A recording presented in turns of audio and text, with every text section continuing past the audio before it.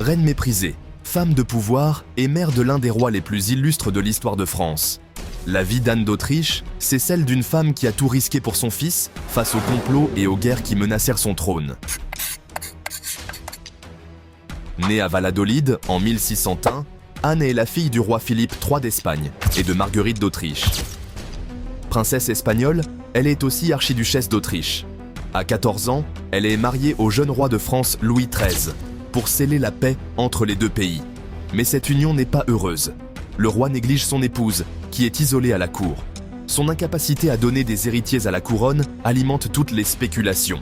Et elle se met à dos le puissant ministre du roi, le cardinal de Richelieu. Après 23 ans de mariage, Anne accouche enfin d'un fils, le futur Louis XIV. Peu après, elle donne naissance à un second fils, Philippe. Ces naissances sont le fruit d'un rapprochement entre le roi et la reine. Peu de temps après, Louis XIII meurt en 1643, laissant le trône à son jeune fils d'à peine 5 ans.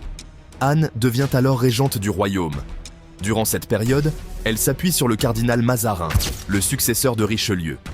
Pendant la régence, Anne est confrontée à plusieurs révoltes. D'abord celle des parlements, puis celle des nobles. Ces frondes, qui fragilisent le pouvoir royal, contraignent la régente et le jeune Louis XIV à fuir Paris à plusieurs reprises. Louis XIV ne pardonnera jamais cette humiliation à sa noblesse.